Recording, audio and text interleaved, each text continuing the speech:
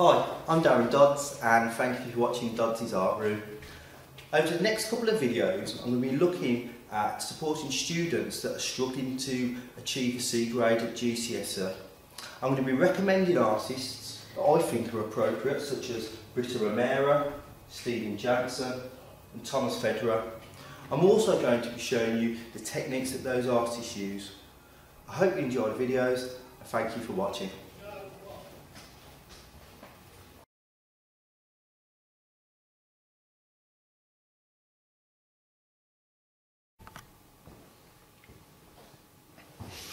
Okay, what I'd like to do today is to show you a few techniques which I think will be really useful for you if you want to get a C, a B, an A or an A star at GCSE.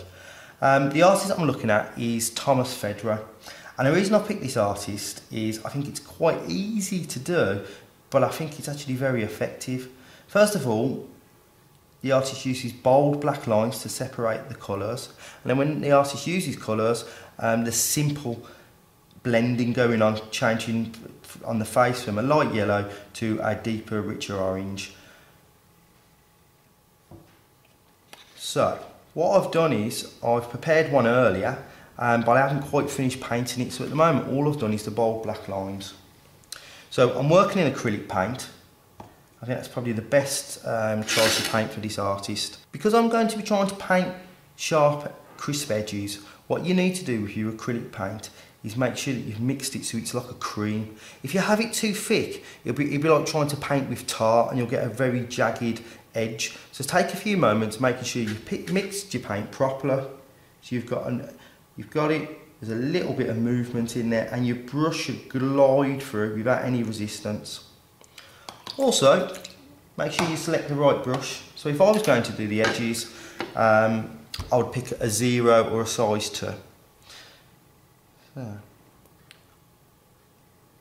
Personally, I would suggest that you always paint the edges that are furthest away from your chest. So if I paint the top of his eyebrow, when I come to paint the next line, so whether it's this line here or whether it's the bottom of the eyebrow, what I don't do is I don't twist my wrist into an awkward position, I simply rotate the work. The amount of students that I see that lose control at this point because they're trying to twist their wrist into awkward and uncomfortable positions. So take your time, you're letting the very tip of the brush make contact with the paper. And what I do is I do all the difficult bits first. So I know at this point I really need to be concentrating. I'll get all the edges done first, and then what you've got is you've got this black boundary that stops you going over the edge when you start to paint inside the shapes. Now if you do water your paint down, you might find with acrylic you have to put more than one coat on, otherwise it'll be a little bit stripy, but it's, if you want to get the best results then it's worth taking the time. Get your mixture just right.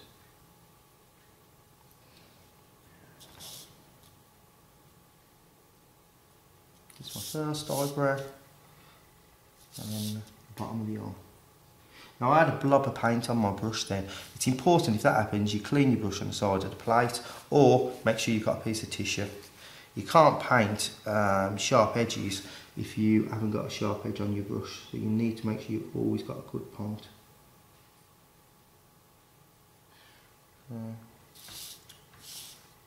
I'm twisting the paper so it's comfortable, I'm not overstretching. A little bit of a blob then, so I'll just tidy that up. Turn the work around.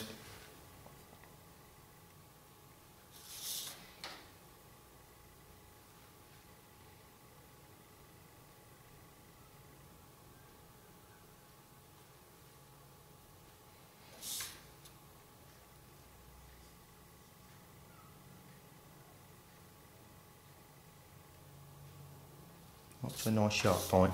Then when I come to paint the inside I can be a little bit more haphazard. I'm doing little marks, going very in the direction of my marks. What I'm not doing these long stripy marks. Short little marks that vary direction, and that stops you getting stripy work.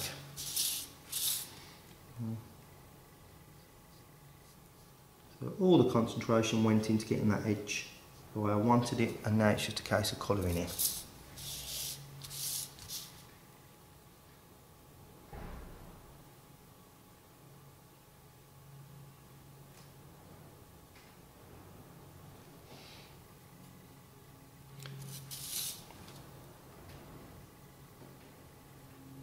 And you see, this doesn't take long at all to do.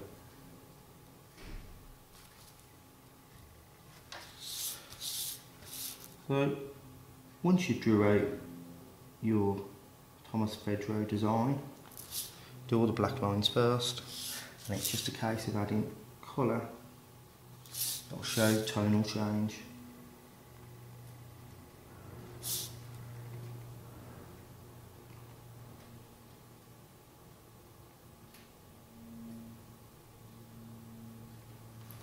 And I'm just going to get that last bit because I didn't rotate it enough.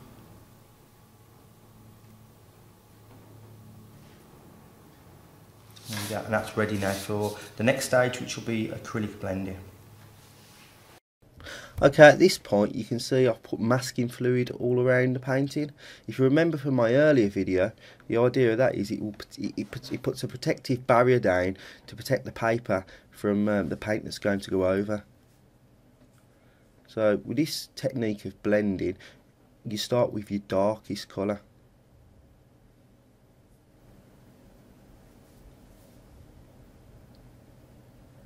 You might notice also I'm using a broad flat brush.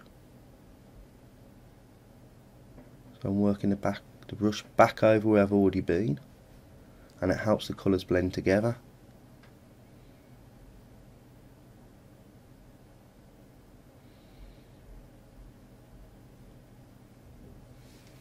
You'll notice I'm getting some excess paint, but don't worry about that, because what you do is you just pick up a clean brush and you work back over your paint, going from your lightest to your darkest hue, and it will remove that excess paint.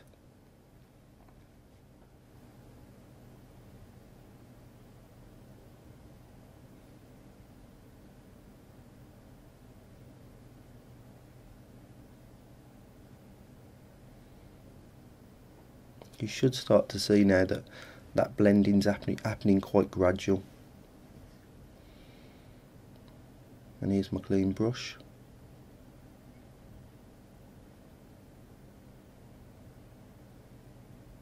You notice that excess paint's just being lifted off the paper now.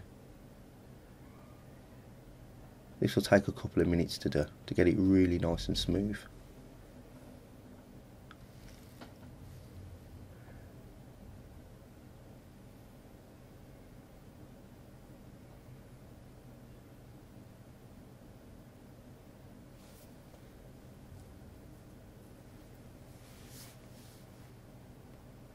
Now, if you want a better explanation of how to do this technique and the next technique, remember to watch my previous video, acrylic blending.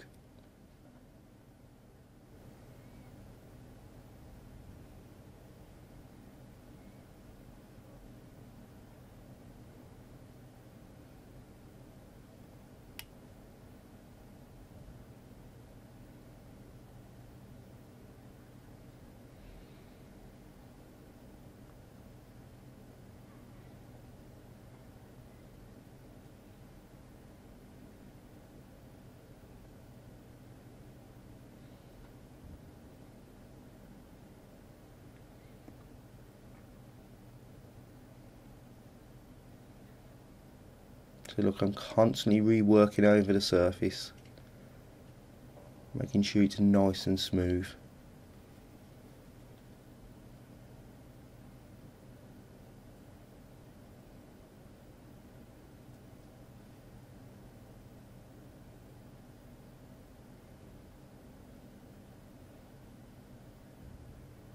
Now remember, I'm going to rub off the masking fluid at the end, and that'll leave a nice clear area of paper that has no paint on it.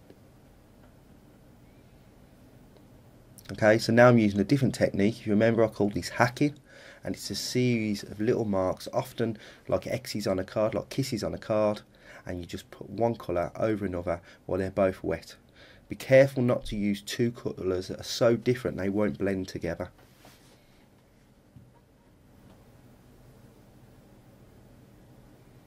Again, I'm using a flat brush, but that's about speed, so I can get more paint onto the brush and then more paint onto the paper.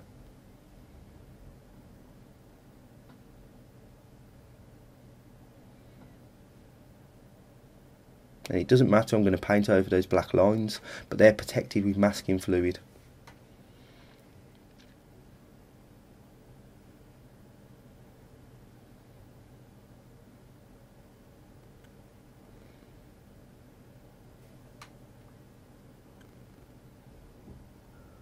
And at the moment you can see those colours are very different, or those tones, but I'm going to keep working one tone on top of the other, and those colours will become gradually closer together.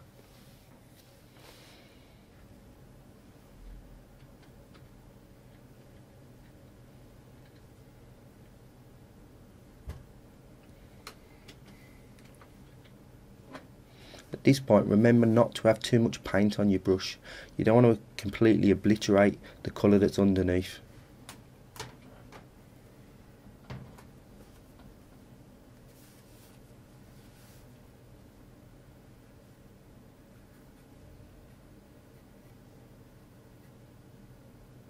Now this blue and green are very different colours, so in a little while you're going to see me try to blend those together. I want you to take notice at this point of how I mix up a colour that's a bridge colour, a colour that's breaks the difference between the two. So I'll have a little bit of blue in it, I'll have a little bit of green, and I'll keep layering green on top of blue, blue on top of green, until I get the finish that I want. So if you find this video useful to you, and perhaps you're a GCSE student who's struggling to achieve a C grade, then please subscribe to my channel. You can always put a request for me to perhaps practice an artist style that you're having difficulty with. I'm not saying I can do it, but I'll certainly try my best.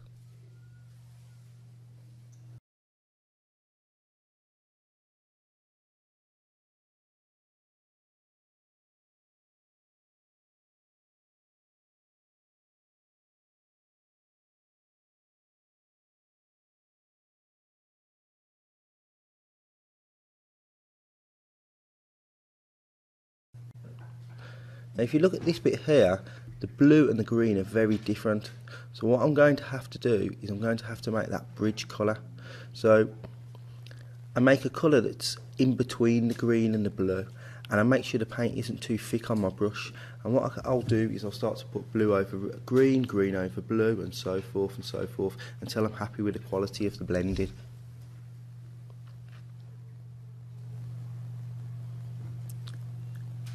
You'll note that very often I dab my brush on the side of the paper before I start painting. This is because I don't want the paint to be too thick when I put it on. I don't want it to completely obliterate the colour that's underneath.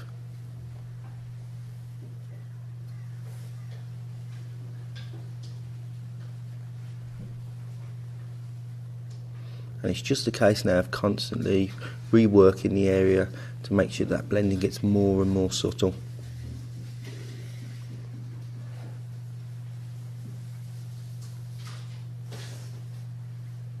Now again, it doesn't matter that I've painted over the black lines because they're protected with the masking fluid. So once the acrylic has fully dried, I'll just rub my fingers over the masking fluid, it'll come away, and it should reveal the black lines underneath. They won't be perfect and I'll need touching up, but it will protect them for the majority.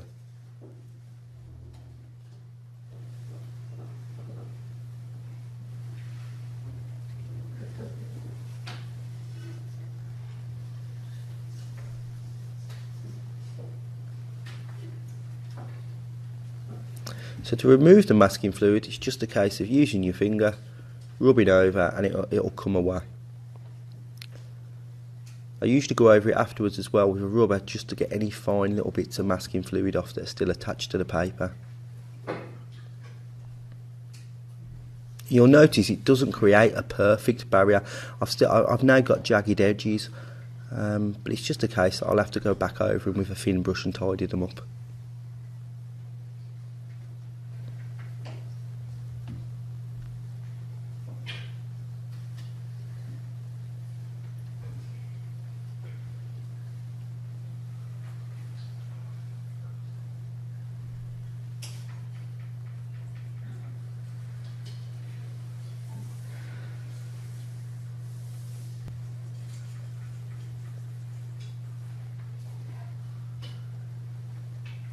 Now to touch up the lines, I'd select something like a 0 brush. Remember, with acrylic paint, you need to mix it like cream in order to get thin, crisp edges, and only let the very tip of the brush make contact with the paper.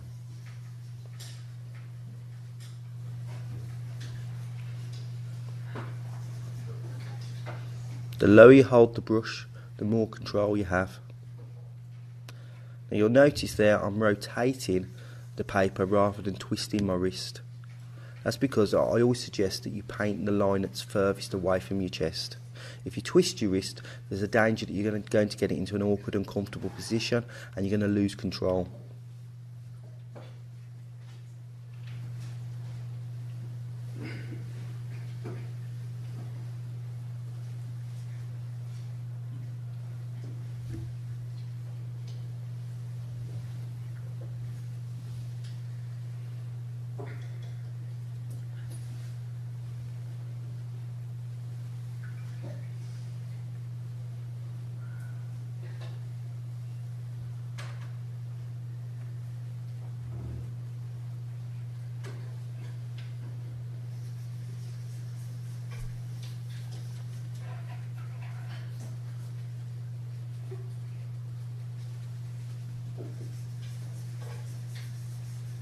And as I'm tidying up those lines, you should be able to see the blending becoming more pronounced.